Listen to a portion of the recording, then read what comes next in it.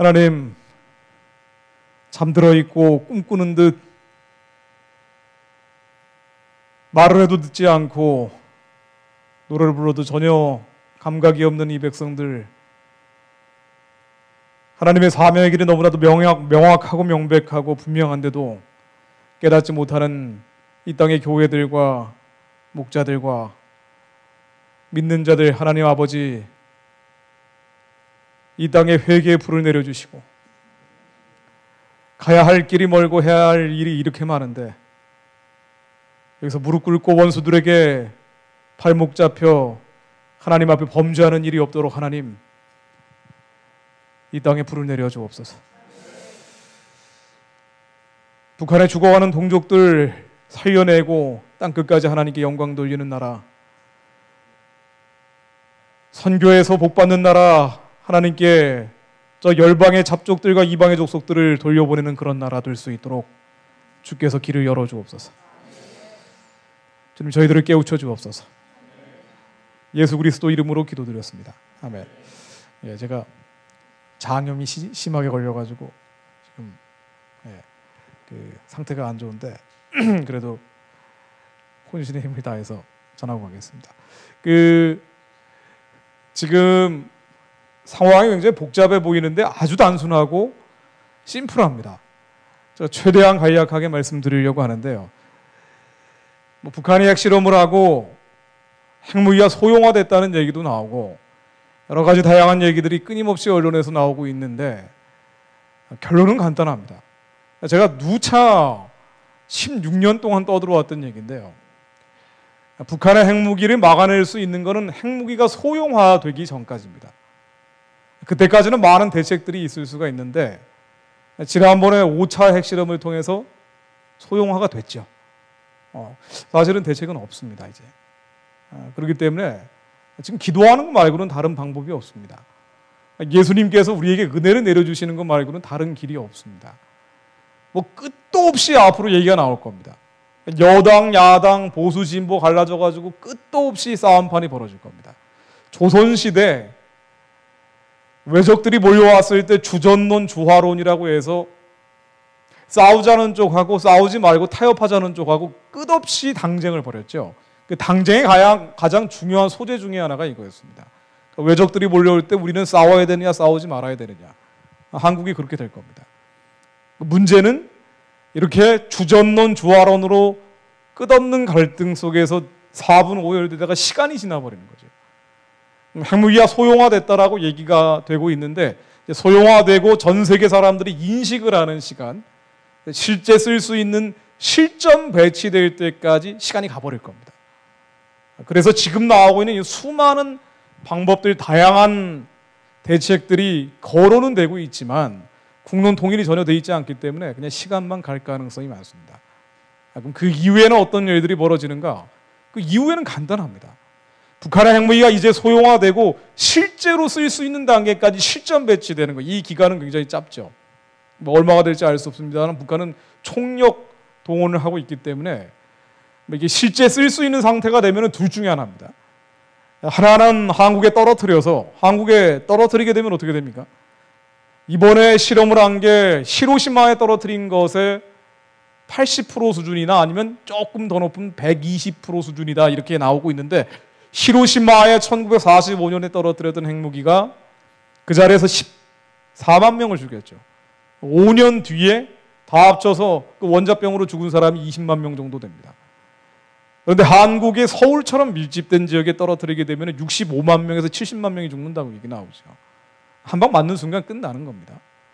근데 설령 떨어뜨리지 않는다 하더라도 떨어뜨린다라고 공갈치고 협박하면서 한국을 북한의 인질로 끌고 가기 시작하고, 그 뒤에는 중국이 버티고 있기 때문에 한국의 문명 자체가 북한과 그 뒤에 버티고 있는 중국에 한국은 이제 흡인되기 시작합니다.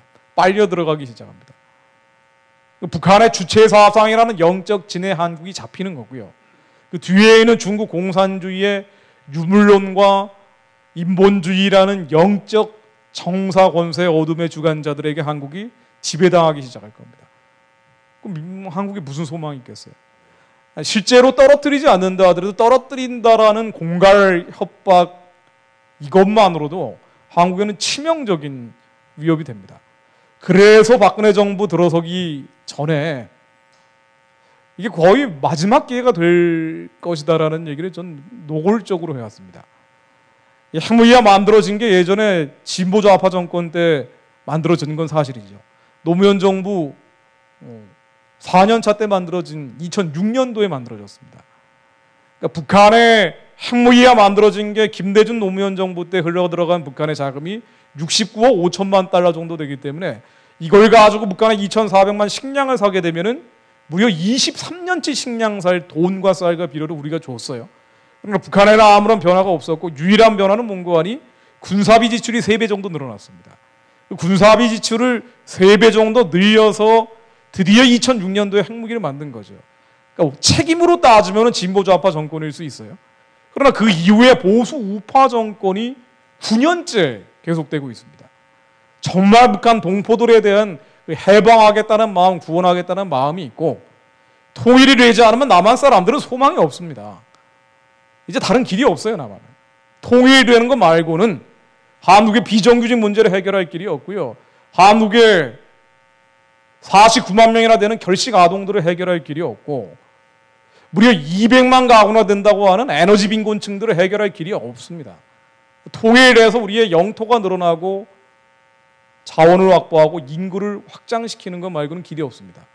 만주시베리아로 하는 길을 열어서 우리가 선교하고 선교해서 하나님께 영광 돌리고 그래서 복 받는 것 말고는 한국은 소망이 없어요. 우리 다음 세대에게 살 길은 통일 말고는 길이 없는데 이른바 보수 우파 정권 9년 동안 뭐 하고 있었습니까? 아무것도 안 한 거예요. 누구에게 돌을 던질 수도 없는 상황이 돼버린 겁니다. 왜 그랬느냐? 북한 동포들에 대한 연민이 없었기 때문이에요.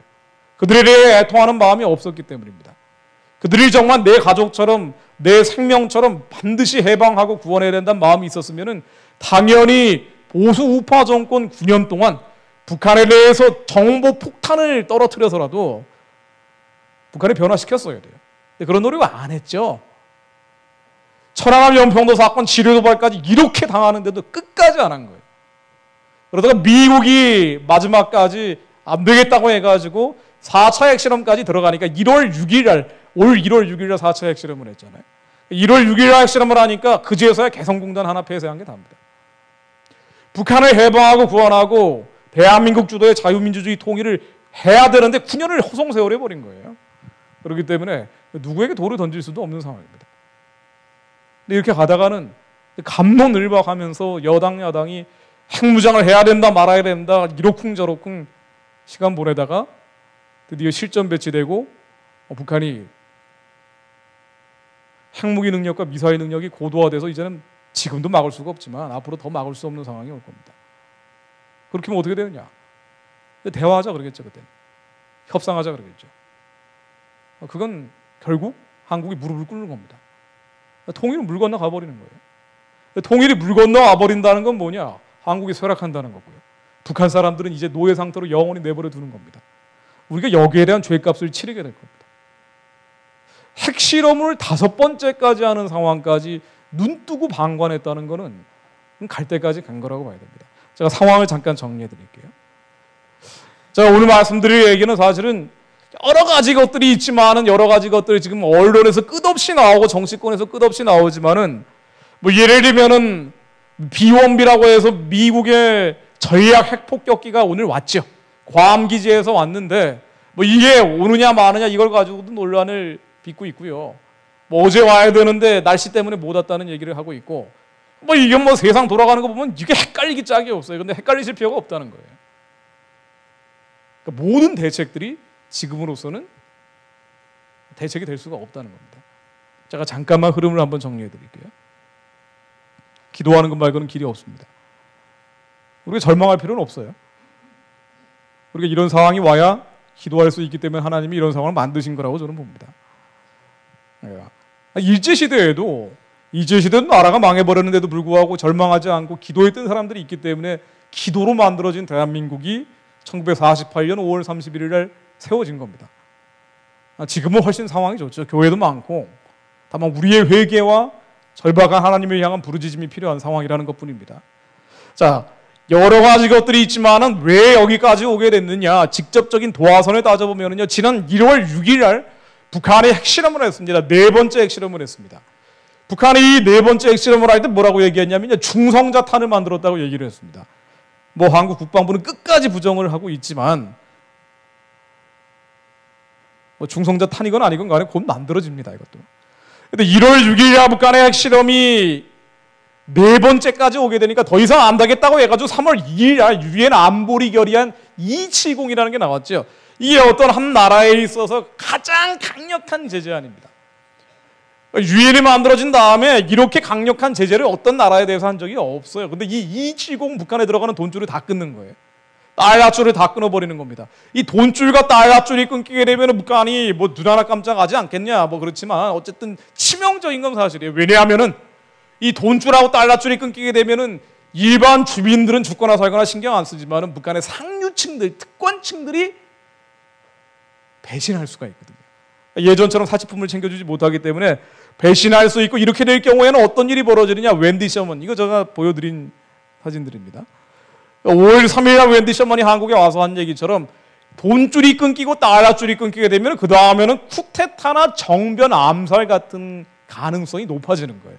그러니까 아래로부터의 혁명, 일종의 아랍의 봄 같은 거는 북한에서 불가능하다 할지라도 위로부터의 정변은 가능하다는 얘기죠.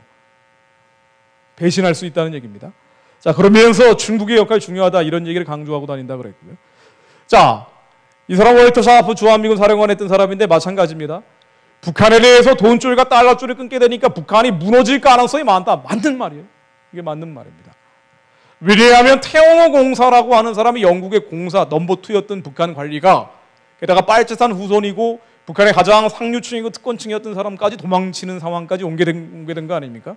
왜 이렇게 됐느냐? 이게 달러줄을 끊기 때문이에요. 돈줄을 끊기 때문입니다. 자, 이러다 보니까 전 세계에 흩어져 있는 북한의 관리들에게 달러를 가져와라, 돈을 가져와라 이런 압박이 평양에서 너무 강해지기 시작했습니다. 그러니까 도망치기 시작한 거고요. 자, 북한의 붕괴가 이러다가 빨리 올 수 있다. 다만 여기 한 가지 붙어 있죠. 도발이나 공격. 북한이 무너지는 걸 스스로 막기 위해서 다른 방식으로 공갈을 치고 협박하는 일이 늘어날 것이다. 이코노미스트에서도 이렇게 얘기를 했죠. 북한은 무너지는데, 북한은 무너질 가능성이 굉장히 높아졌는데, 자, 그런데 이런 상황들에 있어서 우리가 가장 큰 구멍이라 그럴까요? 이쪽에 밑 빠진 독처럼 제재가 북한에 대해서 들어가는 것은 반드시 북한에 고통을 주는 건 사실이지만 그래서 정변이나 쿠데타, 내전 뭐 이런 가능성, 북한의 안에서 터져버릴 가능성이 높아지는 것이 사실이지만 그럼에도 불구하고 이 제재라는 게 직접적으로 북한을 무너뜨리지는 않아요. 이 제재가 앞으로도 아무리 많이 북한에 가중된다 하더라도 더 강력한 제재, 더욱더 강력한 제재를 북한에 한더라도 그게 직접적으로 북한을 무너뜨리지 못합니다. 왜 그러냐면 중국 때문이에요. 중국이라는 구멍이 뚫려 있기 때문에. 중국이 여기에 협조를 하면 좋은데 확인이 됐죠. 3월 2일 날 유엔 결의안 270이 나오고 나서 중국이 지난 6개월 동안 어떻게 했는지 확인이 됐습니다. 확인을 해보니까 어떻게 됐는 거 아니? 이 270이라는 게 나오고 나서 오히려 중국의 석탄 수출이나 북한의 중국에 대한 석탄 수출이나 철광소 수출은 훨씬 더 늘어나 버렸어요. 지금도 이 270에 따르면 원래 유엔 회원국 안에 다른 나라 이 북한의 은행을 둬서는 안 되는데도 불구하고 중국 내에서 북한 기업들이 자유롭게 활동하고 있죠. 은행을 안 둬도 북한이 중국에서 벌어들인 돈을 자유롭게 북한으로 들여보내고 있습니다. 세관에서 전혀 막지를 않는다는 거예요. 이게 핵실험을 5차 핵실험을 하고 난 다음에도 자유롭게 물자와 돈이 중국에서 북한으로 북한에서 중국으로 왔다 갔다 하고 있기 때문에 예를 들면 철광석 같은 거는 북한이 중국에 수출하는 가장 큰 품목 중에 하나인데 1월부터 7월 말까지 결과를 통계를 보니까 무려 지난해보다 58%가 늘어났다는 거예요. 석탄도 마찬가지예요. 그러니까 중국은 유엔 제재가 들어서니까 북한이 다른 나라에다 팔 수가 없잖아요. 그러니까 더 싼 가격에 북한의 자원을 빨아들이고 6,983조 원이나 된다는 거 아니에요, 북한 자원이? 그리고 북한도 다른 나라에 팔 길이 없기 때문에 중국에다 더 많은 자원을 팔고, 그러니까 이게 제재를 아무리 해봐야 이게 중국이 이렇게 나가서는 결정적 구멍이 뚫려 있는 거예요. 우리 인간적인 힘으로는 이게 한계가 있다는 얘기입니다. 자, 이런 상황이 되다 보니까 북한의 내구성이 약해지는 상황으로 가고 있다 보니까 제재가 높아지면 당연히 그렇게 하겠죠. 그러다 보니까 북한은 밖으로 도발을 하기 시작합니다. 왜냐하면 안에 이게 내전이나 쿠데타나 정변 같은 게 일어난 걸 막아야 되거든요. 그러려면 뭔가 긴장을 바깥으로 만들어줘야 됩니다. 뭔가 문제를 바깥에서 일으켜내야, 그래야지 안에서 단속할 수 있는 거리도 생기고, 공포 정치만 계속 하기에는 한계가 있는 거고요. 전쟁이 났다든가 전쟁이 날 것 같다든가 뭔가 긴장 조성을 계속 해줘야 됩니다. 그러다 보니까 미사일이 날리기 시작하죠. 자, 270, 3월 2일 유행결의안 270이 나온 다음에 북한의 미사일이 12번이나 날렸는데, 뭐 노동미사일, 무수단미사일 끝없이 날리고 있는데요. 이 중에 가장 결정적인 두 가지만 예를 들자면 하나는 무수단이고 노동인데, 지난 6월 28일 날 일본의 EEZ까지 떨어졌죠. 일본의 경제수요까지 떨어졌는데, 이건 뭐냐면은요, 맨날 북한이 미사일 날리니까 이건 뭔 얘기인지 하나도 이해가 안 되는데 그냥 간단한 겁니다. 일본 영토까지 날릴 수 있는 기술을 확보했어요. 올해 6월 28일 날. 그리고 8월 2일 날 이번에는 무수단 미사일을 동해상에 떨어뜨렸는데, 이게 위로 직진해가지고 떨어뜨려서 그러는데, 이거 쭉 피면은 괌 앤더슨 기지, B-1B라는 전략 핵폭격기가 왔다고 하는 그 미군 기지가 있는 괌 기지, 미국 영토죠. 여기까지 날아갈 수 있는 미사일을 드디어 8월 1일에 완성을 했습니다. 자, 그리고 여기에 SLBM까지 완성을 했죠. 3종 세트가 다 나온 거예요. 여차하면 일본도 때리고, 여차하면 미국도 때리고, 여차하면 물속에서, 이거 잠수하면서 발사되는 미사일 아니에요. 이 잠수함 발사 미사일이라는 것도, 이것도 북한이 계속 실험을 했는데, 이거 완성되면 큰일 난다. 저도 3년 전부터 떠들고 다니던 건데, 국방부에서는 올해 4월 달에 북한이 SLBM 시험할 때도 앞으로 4년이나 더 남았다 그랬어요. 뻥이었죠. 완성됐죠. 8월 달에 완성됐습니다. 이 SLBM이 완성되면은요, 이 잠수함에서 발사되기 때문에 사드 소용이 없어요, 이제. 사드로 절대 못 막습니다. 물속에서 나오는 걸 어떻게 막아요, 사드로. 지금 사드를 배치안에 만해가지고 뭐 갑론을박하고 있지만은 사실은 정치적으로 다들 활용을 하는 거지, 진지하게 진정성 있게 북한의 핵무기를 막겠다는 생각은 없어요. 이게 좀 제가 좀 단정적으로 얘기하는 것 같습니다만은 알만한 사람들은 다 아는 얘기예요. 막을 수가 없어요. 물속에서 나오는 걸 어떻게 막습니까? 이 잠수함이라는 게 이제 앞으로 전개가 되기 시작하면은요, 발전하기 시작하면은 핵잠수함이라는 게 나오는데, 북한의 핵무기가 완성이 됐기 때문에 핵잠수함이 나오게 되면은 이거 물속에 들어가서 안 나올 수가 있어요. 그러면은 미국 LA 바다까지 갑니다. 시애틀 앞바다까지 가요. 거기에서 한 방 떨어뜨릴 수 있어요.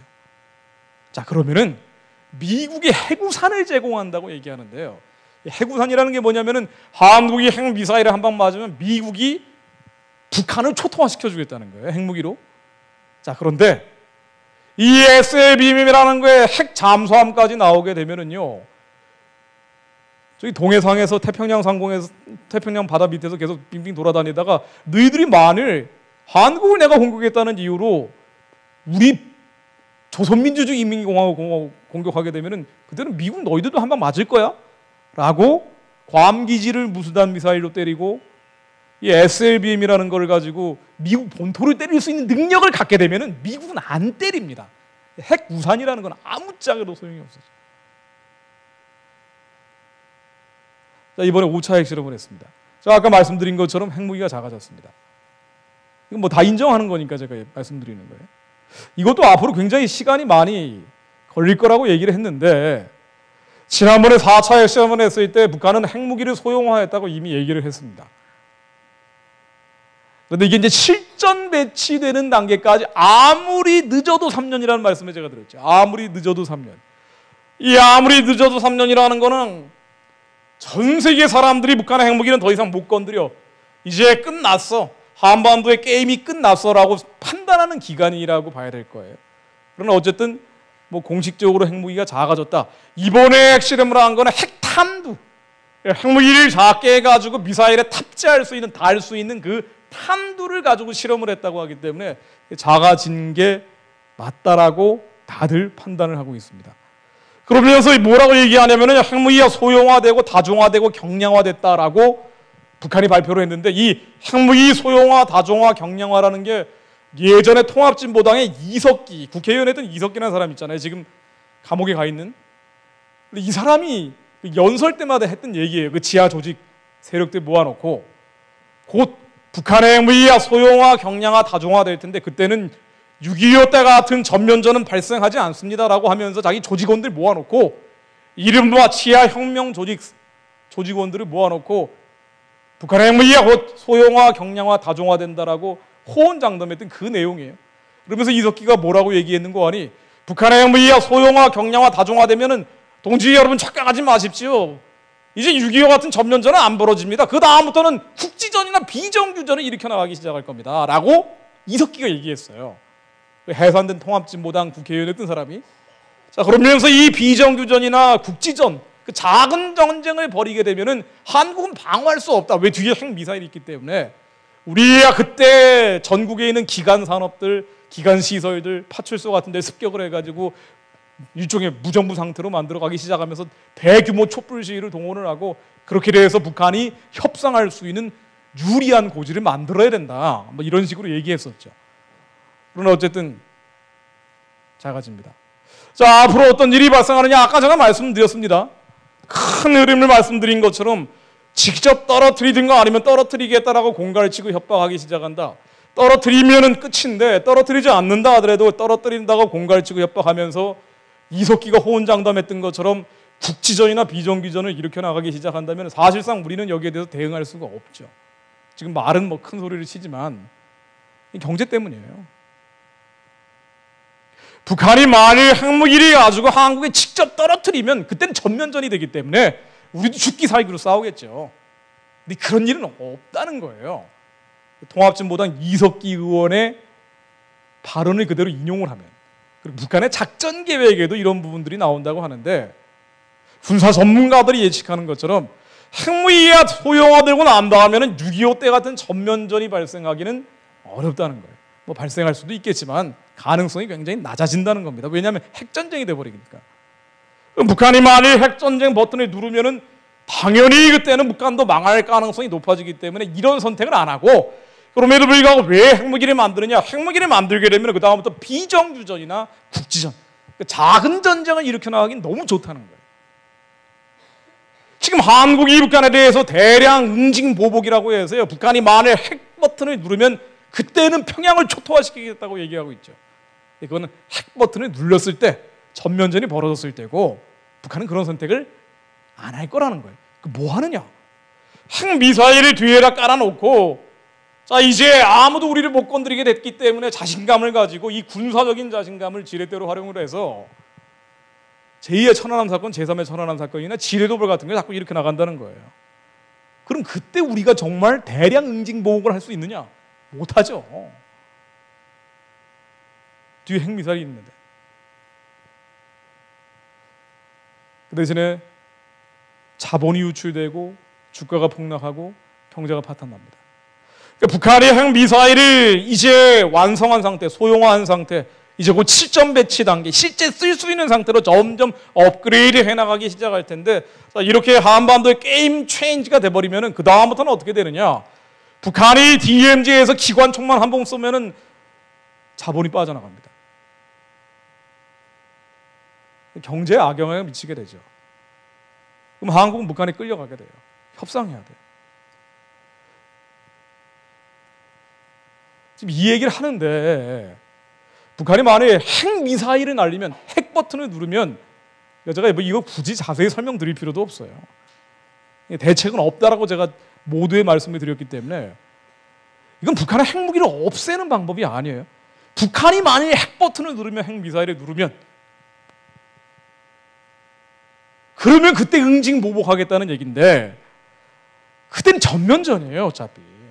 응징보복해야죠. 대량이든 소량이든 간에.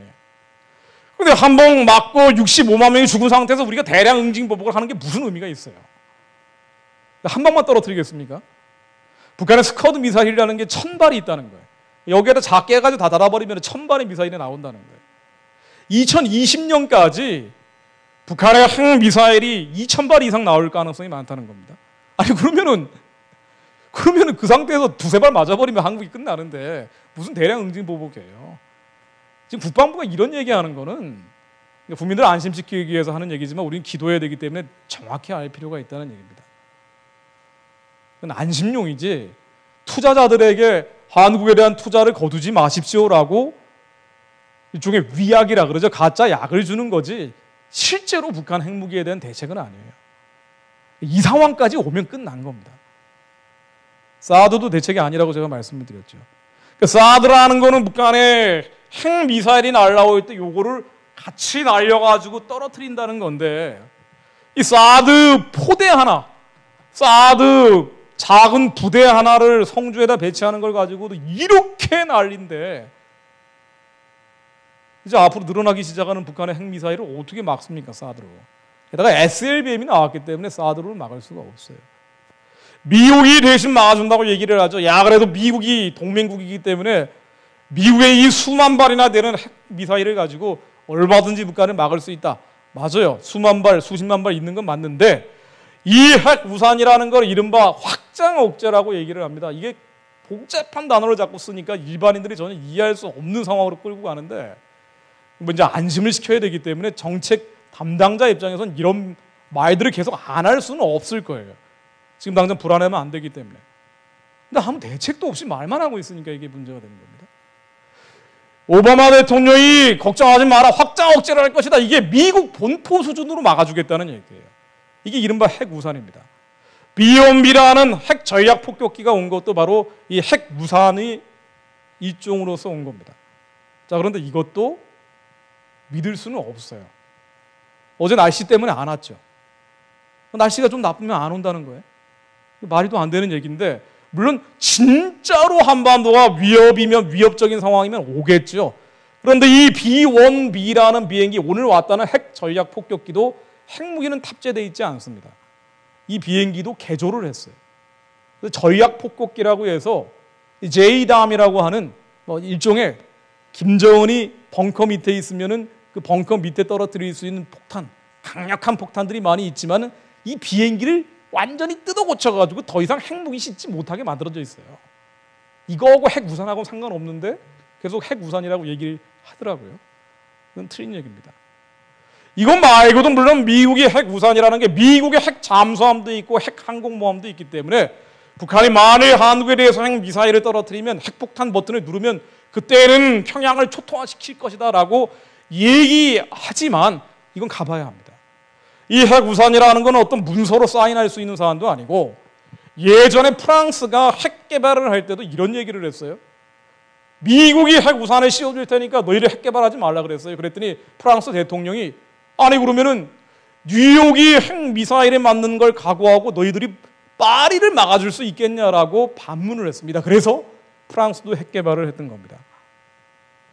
자, 과연 지금 북한의 능력이라는 게 지금 현재 상황만으로도 미국의 괌 기지를 때릴 수가 있고 SLBM으로 미국 서해안을 때릴 수 있는 능력을 갖게 됐는데 이제 좀 지나면 ICBM이라고 해서 대륙간 탄도미사일이라는 것에다가 핵탄두를 달아서 뉴욕이나 워싱턴까지 때릴 수 있는 그런 가공할 능력을 갖게 된다고 하는데 그런 능력을 앞으로 갖게 되지 않는다 하더라도 현재 능력만으로도 미국의 괌 기지를 초토화시킬 수 있는 미국인들 수만 명을 죽일 수 있는 능력을 갖고 있는 북한이 한국을 공격했다는 이유로 미국 국민들 수만 명이 죽는 걸 각오하고 미국이 와서 북한을 때려 주겠냐는 얘기예요.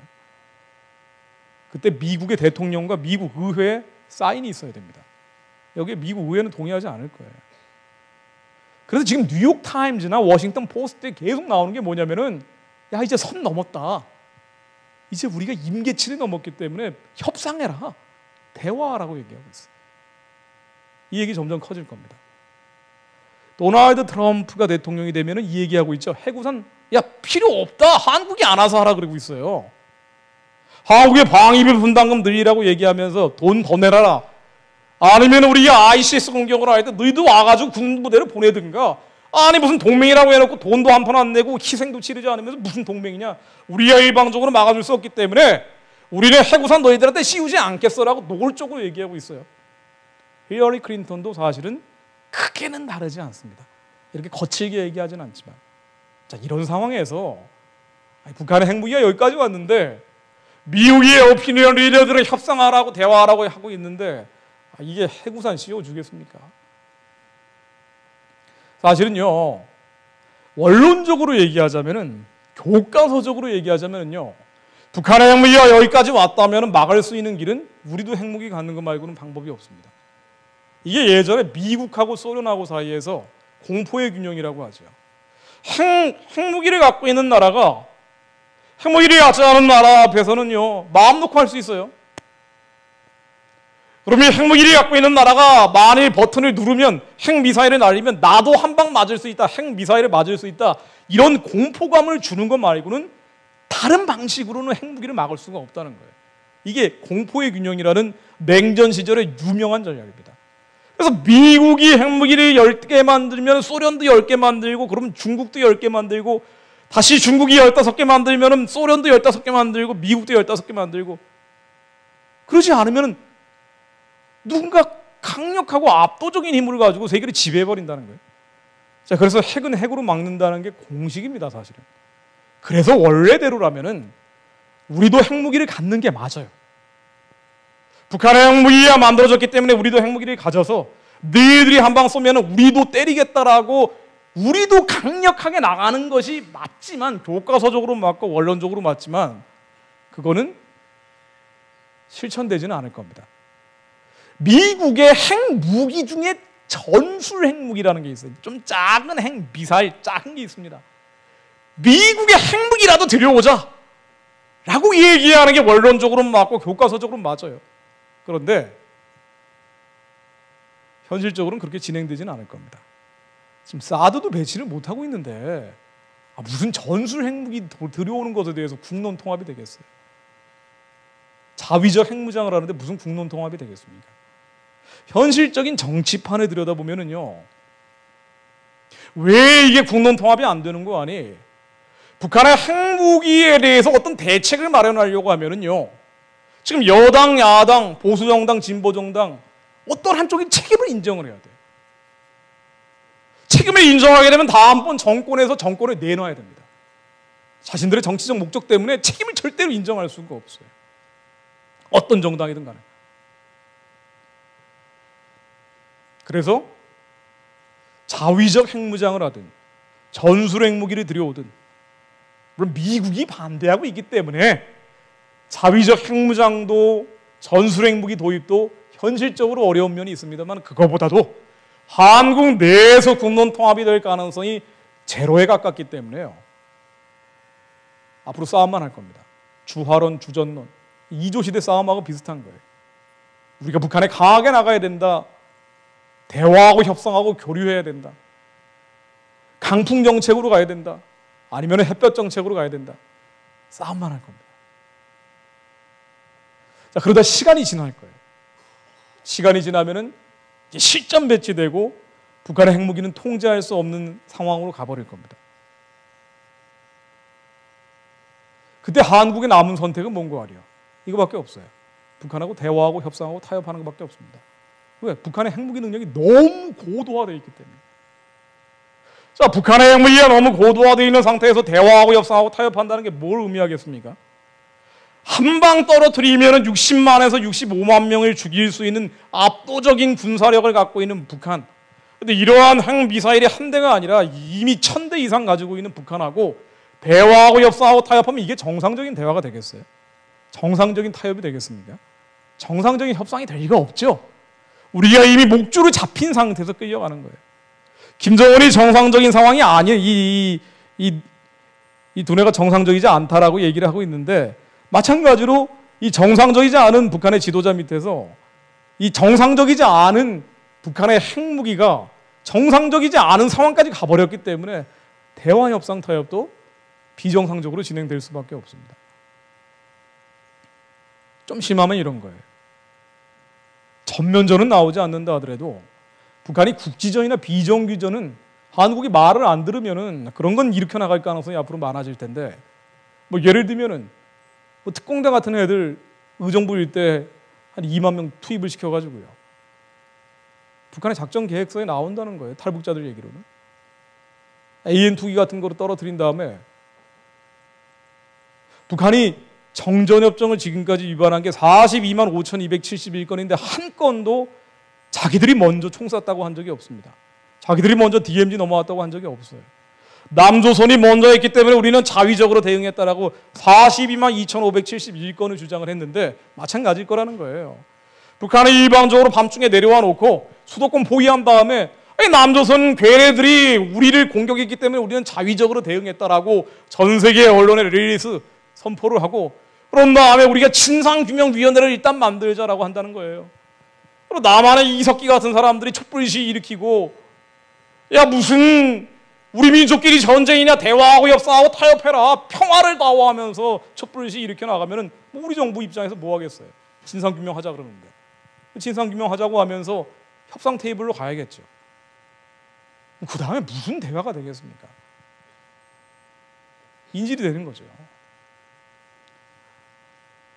자, 이런 미래는 전쟁이 날 수도 있지만요. 전쟁이 나지 않는다 하더라도 그에 준하는 상황이 될 수도 있지만 경제가 치명타를 입게 될 겁니다. 지금도 이렇게 어려운데. 가계부채가 1,500조라고 얘기가 나오고 있는데, 지금도 다음 세대에는 미래가 없다라는 얘기가 나오고 있는데, 여기서 더 어려워지면 어떻게 되겠어요? 우리가 소망이 있는 길로 가야 되는데, 희망이 있는 길로 가야 되는데 그 소망과 희망이 사라져버린다. 너희들이 아무리 열심히 일을 하고 너희들이 아무리 노력을 해도 성공할 가능성은 없다. 우리의 다음 세대가 이런 얘기를 하게 될 때 얼마나 절망적이 되겠습니까? 해마다 조사하는 건데요. 유니세프하고 서울대에서 조사한 겁니다. 아동의 행복감 42,567명을 조사했는데 꼴찌라는 거예요. 전 세계 12개 나라, 중요한 나라들을 조사했더니 한국이 꼴찌인데, 왜 꼴찌냐? 미래에 대한 두려움. 왜 이 아이들이 불행하다고 초등학교 4학년, 5학년, 6학년, 중학교 2학년 아이들이 대답을 한 건데요. 왜 너희들은 불행하다고 여기느냐라고 물어봤더니 앞날이 불투명하기 때문에, 앞으로 비정규직이 될 것 같기 때문에, 일자리를 못 얻을 것 같기 때문에라고 답을 했다는 거예요. 지금도 이런데 앞으로 어떻게 되겠습니까? 설령 전쟁이 나지 않는다 하더라도, 전쟁에 준하는 상황이 나오지 않는다 하더라도 북한의 핵 인질이 돼서 질질 끌려가는 미래가 되면은 경제는, 한국은 선진국은 못 돼요. 더 이상 좋아지는 게 아니라 이제 곤두박질 칠 수밖에 없습니다. 누가 한국에 투자를 하겠어? 그 리스크라는 게 시장에 반영되면은 당연히 한국의 모든 이 코리아 디스카운트라고 해서 한국 상품과 한국의 이미지 모든 게 다 떨어지기 시작합니다.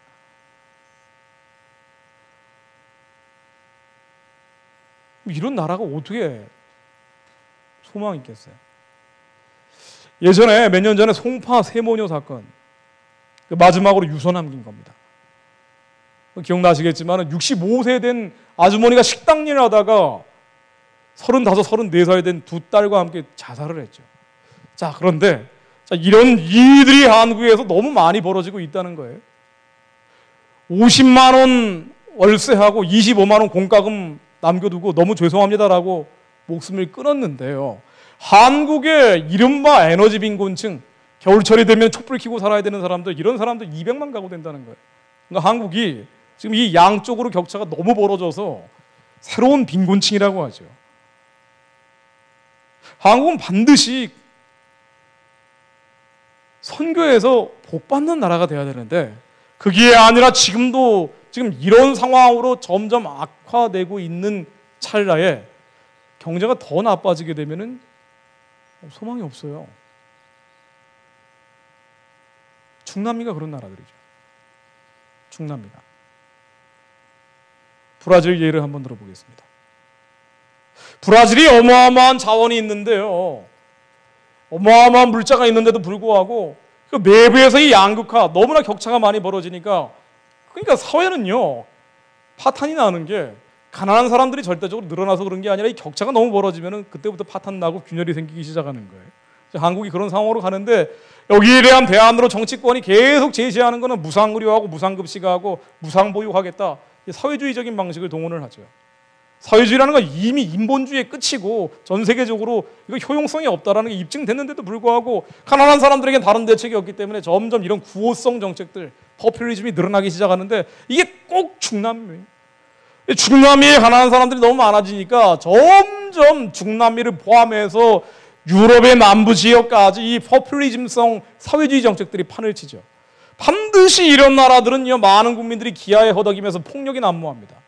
브라질이 1년에 살인사건으로 죽는 사람이 5만 명이 넘는다는 얘기예요. 자, 근데 소망이 사라지고 희망이 사라지면 반드시 또 어떤 결과가 빚어지냐면요, 동성애가 판을 칩니다. 이건 맞물려 있어요.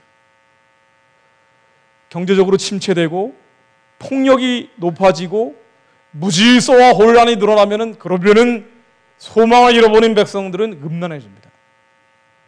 어디가 시작인지 모르겠지만 이런 악순환은 전 세계적으로 번져가는 거예요.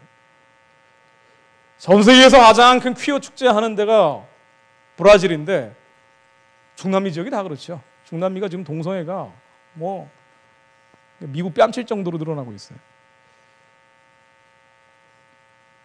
한국도 마찬가지입니다. 자, 이번에 20대 국회에 한국이 차별금지법을 얼마나 언제까지 막아낼 수 있겠느냐 여러 가지 논의가 되고 있는데요. 자, 물어봤습니다. 국회의원들한테 당신의 이념 성향이 어디냐? 진보도 있고 중도도 있고 보수도 있는 거예요. 자, 그런데 이 질문, 당신은 진보입니까 중도입니까 보수입니까? 적어도 이 질문에 있어서 핵심적인 질문사항이 뭐였냐면 차별금지법하고 동성애 문제였어요. 동성결혼 문제. 이게 직접적인 데이터는 아니지만 차별금지법을 만들어야 된다라는 의견이 18대보다 19대가 훨씬 늘어나고 19대보다 20대, 지금 현재 국회가 훨씬 더 늘어났다는 얘기예요. 앞으로 21대 국회가 되면 어떻게 되겠습니까? 훨씬 더 늘어나겠죠. 이 차별금지법, 동성애가 성경적인 죄인데 이거는 안 된다라는 일종의 선언적 의미라고도 볼 수가 있는데, 그래서 동성애가 성경적인 죄라고 강단에서 설교할 수 있는 자유권이라고 볼 수가 있는데, 차별금지법이 통과되고 그러한 자유가 박탈되기 시작한 다음에는 어떻게 되겠습니까? 한국의 경제적인 침체와 함께 동성애가 범람하겠죠. 그럼 교회는 어떻게 되겠어요?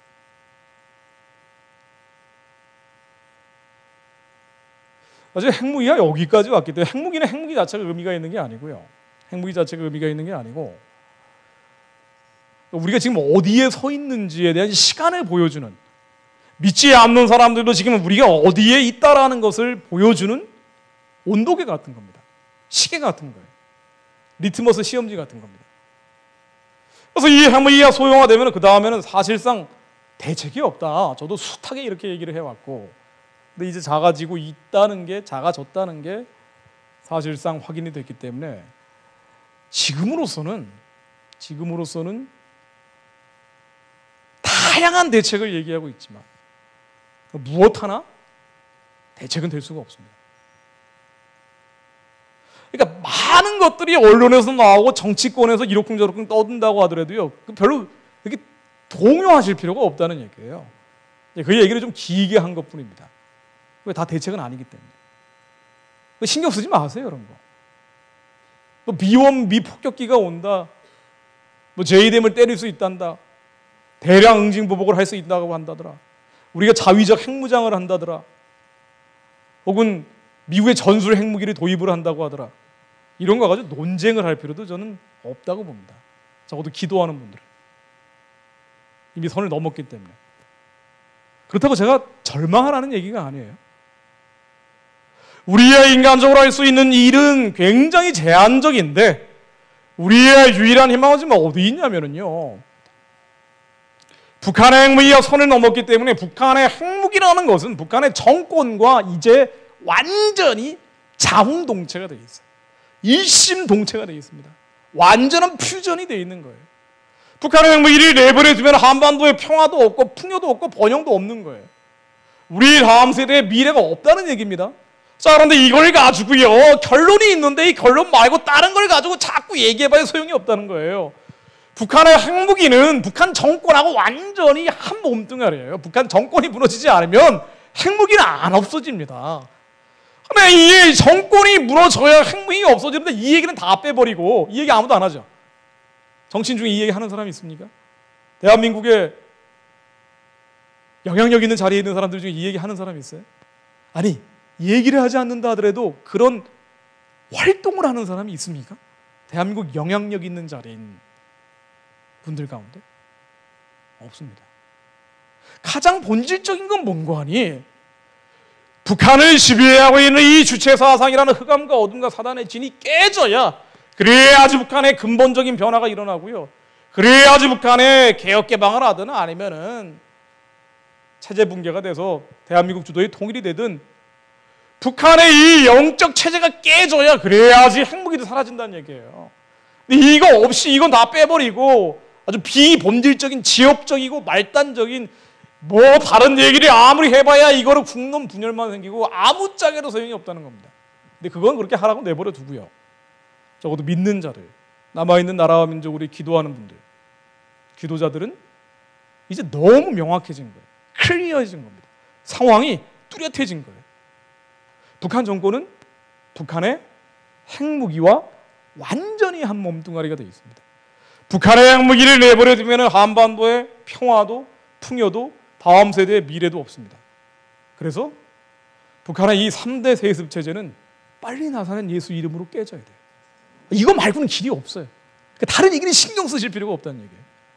이걸 가지고 뭐 교회에서 일일비하면서 야, 핵무기를 들여와야 돼 말아야 돼, 이걸 가지고 말이에요, 목사님하고 청년들하고 뭐 논쟁할 필요도 없다는 얘기입니다. 저한테 자꾸 질문을 하세요. 그러실 필요가 없어요. 대책이 아니기 때문에. 자, 그런데 북한 내부의 상황들, 이 흑암과 어둠과 사단의 진이 깨지고 예수님의 영이 북한 땅에 초월적으로 임하셔야 된다는 거예요. 이거 말고는 길이 없어요.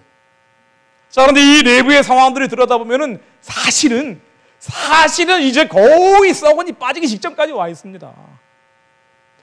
그래서 남은 자들이 하나님이 기도를 기다리고 계신 것일 뿐이지, 우리가 기도로서 넘어가야 될 산이지 우리의 힘으로 능으로 해결할 수 있는 문제는 아니라는 거예요. 태영호공사 넘어왔죠. 자, 이거는요, 북한 내부에 여러 가지 변화 중에 하나의 요소에 불과할 수도 있습니다만은, 김정은이 안에 엘리트층들, 특권층들, 특수층들이 도망가는 걸 보고 내버려둘 수 없다, 그래가지고 공포정치를 한다는 거 아니에요? 그래가지고 남한에 대해서도 공갈 협박 수위를 점점 높여가는 거 아닙니까? 그래가지고 4차 핵실험, 5차 핵실험에 이어서 6차 핵실험도 하려고 한다는 거 아니에요? 자, 그런데 이거 뒤집어서 보면은요, 안에는 굉장히 허약하다는 얘기예요. 다른 건 모르겠지만 쿠데타나 정변 같은 것이 가능성이 낮다 하더라도 김정은에게 죽임당하기 직전에 몰려있는 사람들이 너무 많아요. 얼마 전에 김용진이라고 내각 부총리, 우리의 교육부총리 같은 사람인데 처형을 당했습니다. 회의 중에 안경을 닦았다고. 자, 이런 일들 한번 모아볼까요? 지난 4년 동안 북한의 이 핵심 엘리트 가운데 130명이 처형을 당합니다. 아니, 그냥 일반 사람들이 아니고 핵심 엘리트 가운데. 죽어나가는 사람들 보면은요, 끔찍하게 죽어나갑니다.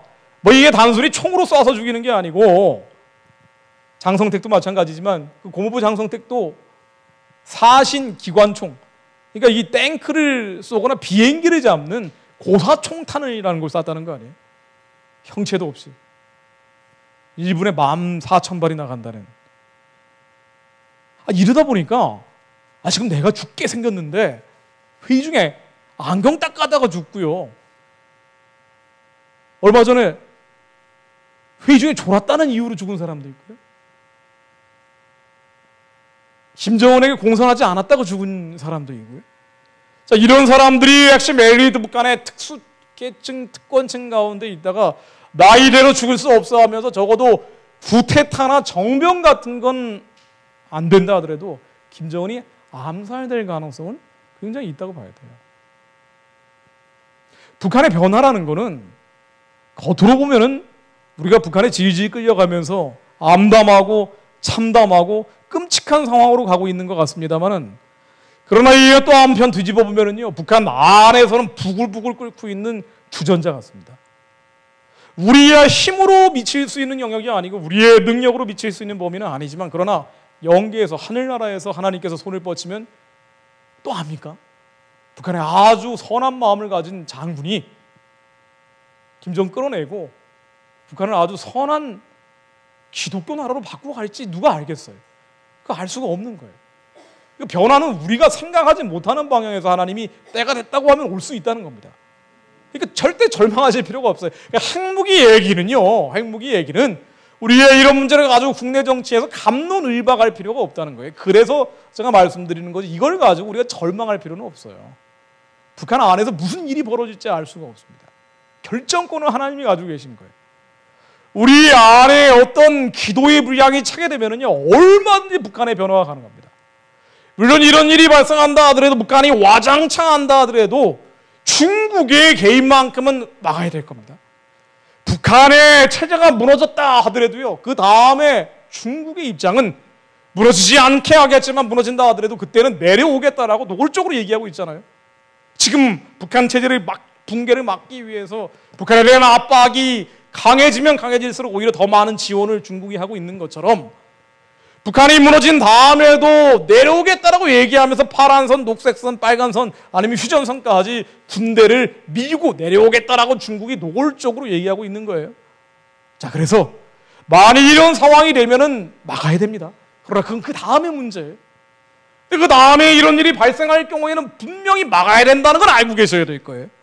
왜냐하면 중국이 군사적으로 개입을 하게 되면은요, 아마 UN 이름으로 개입을 하게 될 겁니다. 전 세계에서 UN 평화유지구를 제일 많이 보내는 게 중국이에요. 그래서 북한의 변화를 막고 있는 것도 중국이지만, 변화한 다음에도 어떻게든 붙잡으려고 발버둥 치려는 게 중국이라는 거예요. 중국은 그 불쌍한 전 세계 인구의 4분의 1이 넘는 사람들이 중국에 살고 있는데, 자, 그런 것뿐 아니라요, 그 중국 사람들이 갖고 있는 인본주의 문명, 공산주의 문명은 하나님을 대적하는 유물론이에요. 이것들이 중국을 잡고 북한도 잡고 있기 때문에 열리지 않는 겁니다. 북한 문제를 좀 깊이 기도하는 분들은 중국을 대적하면서 기도하기 시작한 분들이 많습니다. 시진핑 주석을 축복하면서 오히려 그들이 잡고 있는 이 정사원세 어둠의 세상 주관자, 공산주의라는 유물론 문명, 이 흑암과 어둠에 대해서는 예수의 이름으로 대적하면서 기도하는 분들이 많아지더라고요. 중국 문제가 곧 북한 문제이기 때문에. 한반도가 영적으로 통합되면 이 통합된 영적 에너지가 중국으로 흘러들어간다는 게 너무나 명명백백하기 때문에, 중국의 이 유물론, 공산주의, 인본주의 문명이 이 어둠과 흑암과 사단의 진이 끝까지 북한을 물고 늘어지는 거예요. 그래서 만일 북한 체제가 무너졌다 하더라도 중국이 밀고 내려오게 될 경우에는, 이때는 우리가 비상한 결단을 가지고 나가서야 될 거예요. 만일 이런 일이 발생하게 되면 중국은 영토도 중국이 먹고 자원도 중국이 먹고 난민만 남쪽으로 내려보내겠다고 얘기하고 있어요. 난민이 남쪽으로 한 10만 명 내려오게 되면요, 통일된 한반도가 지금 남한 영토가 별로 다를 바도 없고, 난민만 한 10만 명, 많게는 한 100만 명 이상 받아버리게 되면 통일은 안 되고요. 중국이 사실상 지배하는 북한, 새로운 동북 사성으로 만들어지게 되고, 그리고 한민족이 대륙으로 초원으로 뻗어갈 수 있는 길은 상당한 기간 막혀버립니다. 자, 그래서 이런 상황이 됐을 때, 정말 중국이 이런 시도를 하게 됐을 때는요, 이게 하나님의 뜻에 어긋난다는 걸 분명히 알고 대책을 세워야 됩니다. 그러나 이건 물론 북한 체제가 무너진 다음 문제예요. 사도행전 17장 26절에 이후에 모든 족속을 한 혈통으로 만드사 온 땅에 살게 하시고 그들의 연대를 정하시며 거주의 경계를 한정하신 분이 바로 하나님이십니다. 거주의 경계가, 우리 민족이 거주해야 될 경계가 있는데, 여기에 중국이 탱크 밀고 미사일 밀고 내려오게 되면요, 이건 하나님 뜻을 거스르는 거예요. 그래서 하나님은 제국주의를 원치 않으시죠. 힘과 완력과 폭력을 가지고 다른 민족을 지배하는 걸 절대 원치 않으세요. 우리 아이언은 그는 힘과 완력과 폭력이 아니고 사랑과 섬김으로 제사장 나라가 되겠다는 거 아닙니까? 중국이 만일 군사적으로 밀고 내려오면 이건 하나님 뜻을 거스르는 거예요. 이때가 되면 구체적으로 어떻게 막느냐, 구체적으로 막는 팁을 제가 하나 말씀드릴게요. 걱정하는 분들이 계시기 때문에. 중국 때문에 안 된다는 얘기가 너무 많아요. 아, 그래, 복음 통일 좋은데, 한국 주도의 통일도 좋은데, 북한에 새로운 선한 지도자가 나와가지고 예수 안에서 통일되는 거 그거 좋은데, 중국에 이거 놔두겠냐, 절망해버리는 사람들이 너무 많아요. 너무 크니까. 한국이 중국하고 먹고 사는 게 첫 번째이기 때문에. 자, 그러나 중국의 마음을 움직일 수 있는 길은 분명히 존재합니다. 우리의 기도로 축적되고 무장되면은요, 하나님께서는 초월적 방법을 만들어 주실 거예요. 제가 예를 하나 들어볼게요. 베를린 장벽이 무너질 때도 마찬가지입니다. 이거 무너질 거라고 누가 예측을 했겠어요? 서독 사람들이 동독 사람들하고 나중에 기도했기 때문에 베를린 장벽이 무너지게 된 건데요. 이때에도 동독을 소련이라는 공산주의 종주국이 안 놔주려고 했어요. 자, 그런데 동독에 있던 니콜라이 예배당에서요, 미에르진트 다스폴크라고 우리는 사람이다라고 기도하기 시작했어요. 공산주의 치하에서 너무 고생하니까 우리도 사람 대접 좀 받게 해달라고 기도하기 시작합니다. 이게 니콜라이 예배당의 월요 기도였습니다. 그러다 이 기도를 들은 서독 사람들이 특히나 남부 지역에 있던 근본주의 기독교인들이라고 해요. 숫자도 많지 않았어요. 아니, 이게 보니까 미에르진트 다스폴크가 아니고 우리가 한 민족이 아니기 때문에 이런 고통을 겪고 있는 거다. 미에르진트 아임폴크라고 들고 나오기 시작합니다. 그랬더니 베를린 장벽이 무너지는 날 결정적으로 아나운서가 실수를 하고 이 사람들이 몰려나오면서 미에르진트 아임폴크 우리에게 통일을 달라고 기도하면서 사람들이 몰려나오기 시작하는데 이거를 막으려고 군인들이 총 들고 나오다가 아나운서가 실수를 해가지고요, 베를린 장벽이 이미 무너졌다라고 발표를 해버렸어요. 그래가지고 그 군인들도 오다가 같이 무너뜨린 거예요. 이거는 이해할 수 없는 초월적 역사예요. 우리가 중국 때문에 안 된다는 절망적인 자포자기적인 생각을 하는 분들이 많은데요. 이게 인본주의적인 생각이죠. 결정적인 순간에 광우병 시위 때 한번 생각을 해보세요. 미국산 쇠고기 안 먹겠다라고 20만 명이 몰려 나왔잖아요. 우리가 저력이 있어요. 이건 좀 다른 예지만. 미국산 쇠고기 먹고 광우병 걸린 사람도 없는데 20만 명이 나왔단 말이에요. 만일 중국이 그런 식으로 북한에 개입하려고 하면요, 200만 명 몰려 나와야 됩니다.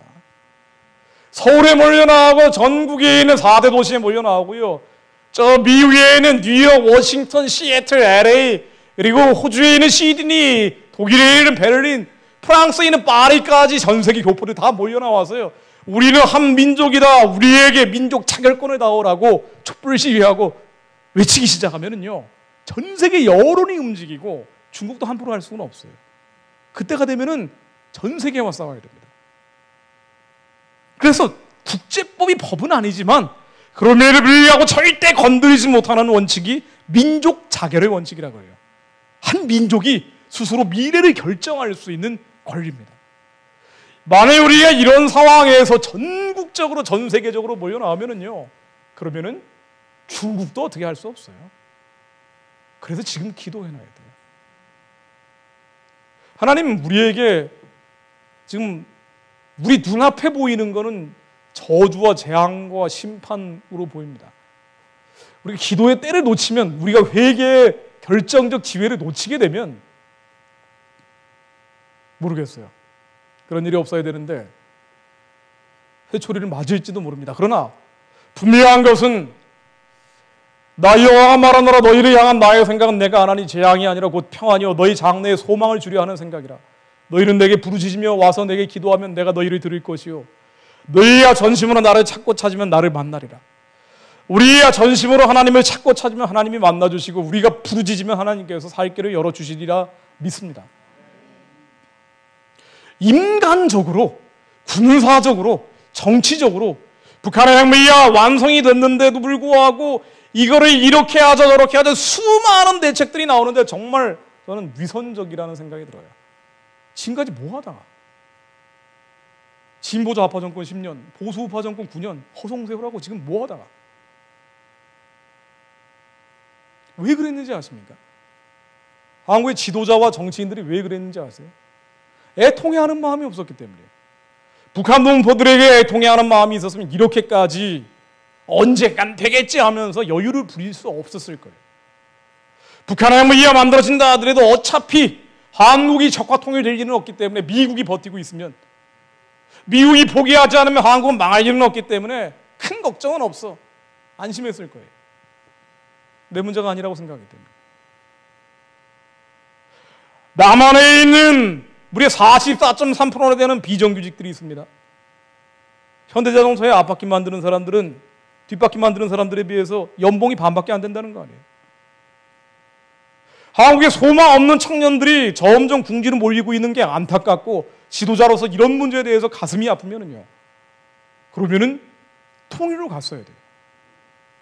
통일하기 위해서 적극적이고 내 생명을 내놓기 위해 노력했어야 됩니다. 마치 선한 목자가 양떼를 위해 생명을 내놓는 것처럼 헌신했어야 돼요. 근데 애통해하지 않은 거예요. 북한 동족들에 대해서도 애통하지 않았고 남한 국민들에 대해서도 애통한 게 없었던 거예요. 몇 년 전에 전남 고흥에서 80대 할머니가 6살짜리 아이하고 밤에 촛불 켜고 자다가 불이 나서 2명이 타 죽은 사건이 있습니다. 지도자는 이런 문제에 애통해야 돼요. 한국에 이런 에너지 빈곤층이 200만 가구라는 거예요. 돈을 못 내는, 그래서 한전이 전기를 끊고 가는 사람들. 그럼 한국에서 무상 전기 공급하면 해결됩니까? 나라 경제는 꼬꾸라지고 있는데, 재정 건전성은 바닥이 나고 있는데, 북한 열고 통일해서 한국이 강대국이 되는 것 말고는 살 길이 없어요. 우리가 어딘가 갈 데가 있다는 소망의 길을 열어주는 것 말고는 대책이 없는 나라예요.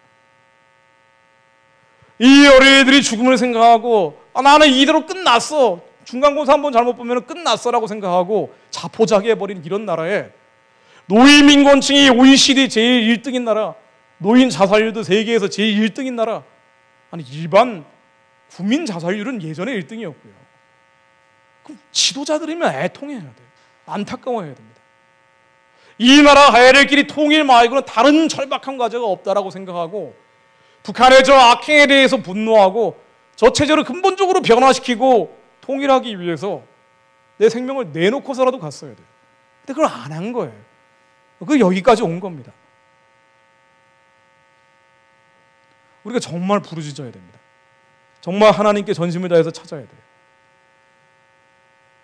이 남한 땅이 없다면 북한 땅에 지도자가 있을지도 모르죠.